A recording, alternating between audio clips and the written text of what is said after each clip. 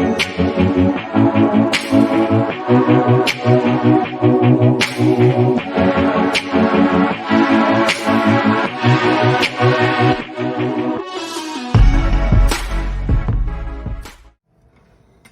po ay maggagawa tayo ng isang putahe na ito po ang ating pangunahing rekado is prawn. Meron po tayo rito condensed milk. Meron din po tayong honey. Gagamit po tayo ng mayonnaise, sugar, at walnut. Kaya din po gagamit tayo ng kalamansi at saka ng ating broccoli. Maglalagay rin po tayo ng potato starch. Napakasimple lang po nito. So ito po yung magiging crispy prawn with condensed milk with walnut. Ito po yung ating tubig. Ibablanch po natin dito yung ating broccoli tapos maglalagay po tayo mamaya ng ating asukal. So napakasimple lang po nito at napakadali. Ngayon tatanggalin po muna natin yung mga balbas nito. Yan.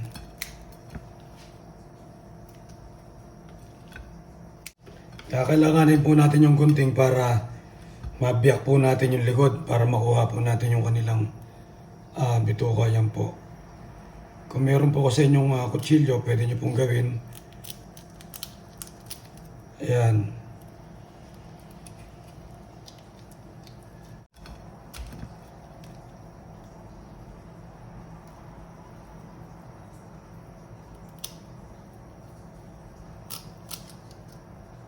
Kailanganin pala natin siyang madry.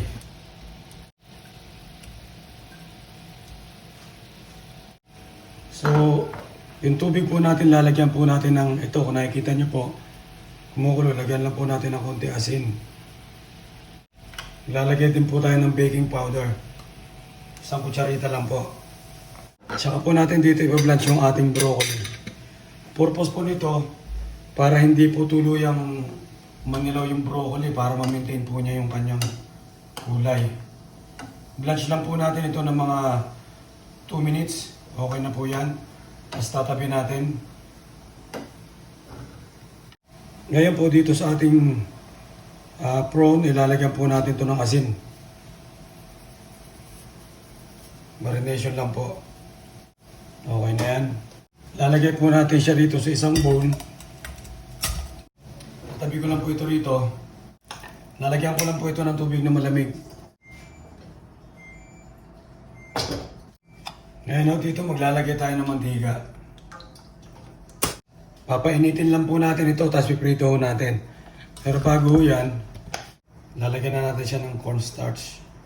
Ngayon po habang pinapainit ko po yung ating mantika dito, lipat ko lang po ito sa kabila. So ito po yung ating kawali, may tubig na po yan. So asukal po, meron ako ditong 4 na kutsara lang to. Unawin lang ho natin yan. Ating walnut. So sa quantity ng walnut po, depende po sa inyo. Kung gusto nyo ng mas madami, mas maganda ho. Ngayon po, maglalagay tayo ng konting paminta. Konting halo. Depende nga po pala sa inyo kung yung hipon is tatanggalan nyo ng balat. Ako po, hindi ko na ho tinanggalan. Tatabi lang ho natin ito. Ito pong ating sili. Hiwain ko lang ho ito.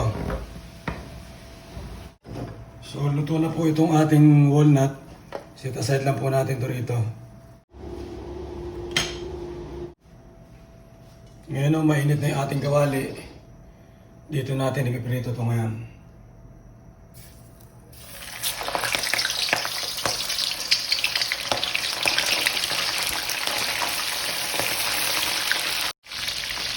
Ngayon, habang piniprito natin ito, shoutout nga po pala sa aking pinsan, sa kanyang asawa at sa kanyang baby na sa Pate, supply sa Dr. Lero. Alimutan ko yung apelyido ng asawa. Sorry. Santayin po natin ulit na maging mainit yung mantika na ito. Kung buko sana, mas maganda. Yung pressurized, kaya lang. Yan. Saka yung aking pinsan na nasa Masbate, mga pinsan ko dyan. Mga Dr. Lero Diquilla. Kay Harry Butilla, shoutout sa inyo. Kay Jack Lee Doctolero, yan. Jack, shoutout. Yan, ito po yung ating dish. Is crispy prawn with condensed milk. Ito po yung condensed milk natin. Depende po ito mamaya, baka lalabasan, pero mas marami ho dapat yung sauce na to. Maglalagay po tayo ng honey. Ayan. Lagay po tayo ng kalamansi. Saka yung broccoli po natin, yung side dish natin. Yung broccoli, gigisa po natin sa bawang at sibuyas, butter. Lalagyan po natin ng sili, konting kurot lang po para may konting panghang. Ika nga, yung sa masbate dapat lagi may sili, bicol. Ayan. Ano po pala sa inyo, kung gusto nyo gumamit ng harina o egg white para po dito sa ating prawns, pagpa-crispy, wala pong problema. Ako po, direktahan na po, cornstarch. Ito po, may asin at paminta na ho ito, nalagay ko dyan. Tapos, so hindi ko na ho siya nilagyan ng egg white. Kasi ganoon din naman po kalalabasan nun. Ito kaya hindi ko po tinanggalan ng balat. Kasi gusto ko ma-maintain niya yung size niya. Saka pangalawa, hindi po siya manguluntoy. So okay na ho ito. Tanggalin natin yan. Napaka-simple lang po nitong recipe na to. At napakasarap. Ito po mas batenyo style po ito.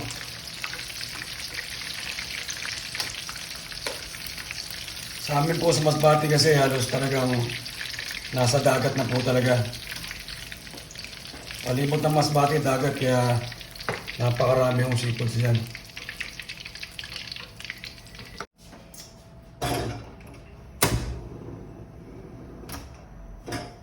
Ngayon po, dito natin ngayon susutin yung ating broccoli.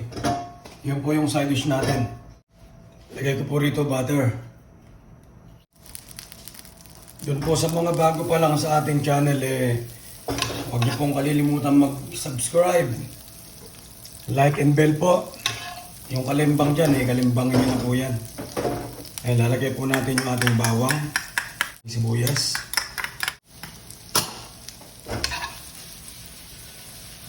So dito, maglalagay na po ako rito ng asin. Kunting patak lang po ng asin yan. Mangyari po kasi, kaya dito ko nilagay. Kasi pag nilagay ko po doon sa broccoli, minsan nai-stack po yung asin doon siya kung saan lang siya tumama. So ito po yung broccoli natin, lagay na po natin yan.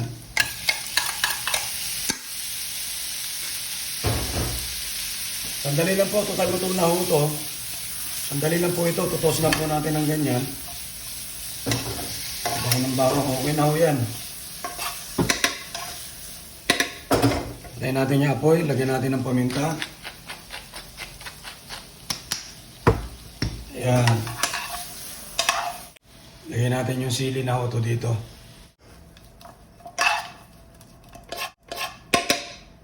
Ayan, tatabi natin ito rito. So ngayon po, gagawa tayo ng sauce. Bali, hindi ko binuksan yan. Ngayon po, gagawin natin, lalagay natin yung condensed milk dito. Lalagay ko po yung honey. Tataka po kayo bakit may condensed milk na may honey pa. Okay lang po yan, hindi ko puro matamis, talagang lihitin mong matamis, hindi po. May balancer po tayo dyan na ginagamit. Yung balancer po natin ginagamit is, ito po yung ating mayonnaise, yan. So hindi po kanina matamis yung ginamit natin doon sa ating nuts. May sugar na, mayroon ng honey, mayroon pang tawag nito condensed milk. Is magiging matamis po, hindi po. Ngayon ito po yung ating mayonnaise. Maglalagay ho tayo ng paminta. Para magkaroon po ng konting asim, dalawa po yung balancer na gagamitin natin. Ito. Maliban po doon kanina sa mayo, maglalagay po tayo kalamansi.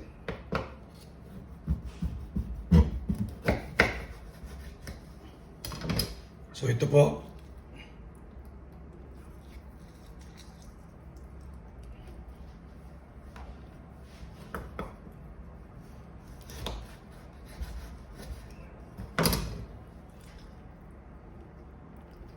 Yan. Okay na ho yan.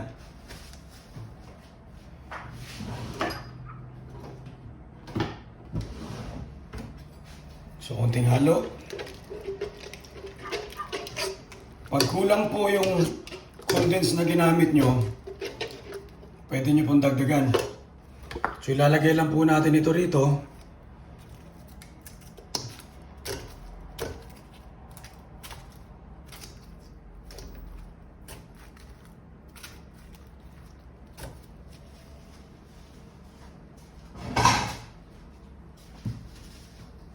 Tapos, tos lang po natin yan. Yan, ganyan lang po yan. Ngayon, ito po yung walnut na natin kanina, nilagay natin kanina, lalagay po natin dito.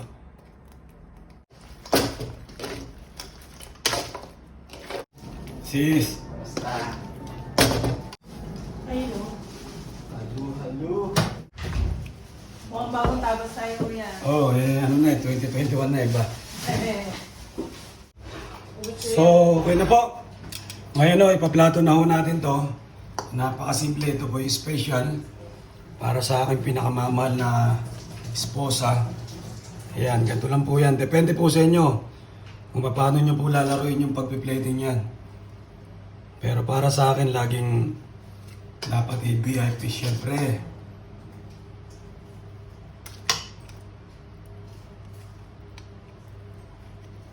So, laruin nyo lang po yung pagpaplato niyan. Okay na ho yan.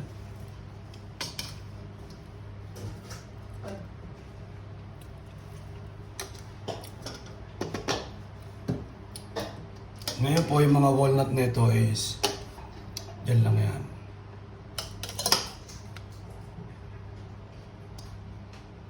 Dito muna to sa aking dalawang kaibigan. Meron nga palang walnut special ano yan. So many question. Wala na, wala. Ito po, lagay lang po natin yan dyan. Plato.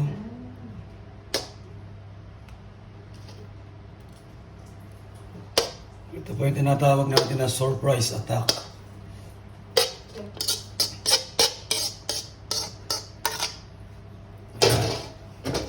Ngayon ilalagay natin yung ating broccoli.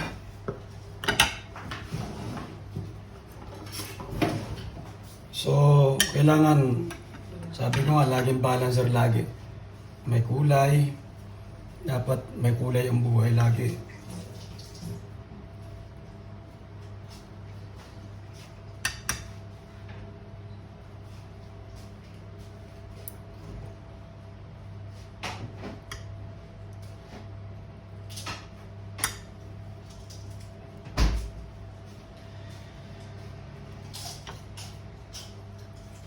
Niluto mo. Tutuwa naman ako. Mukhang nakachamba ako. So, sili.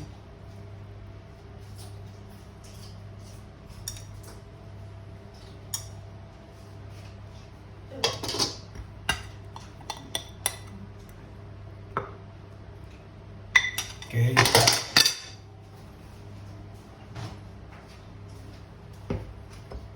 Garnish.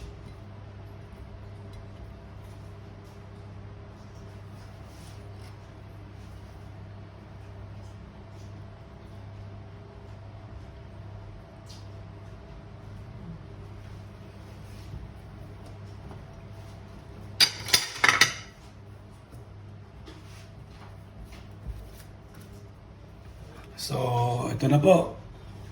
Luto na ho yung ating crispy prawn with condensed milk. Thank you so much. Huwag niyo pong kalilimutan kalimbangin yung kalimbang ko. At pakisubscribe na rin po. Salamat.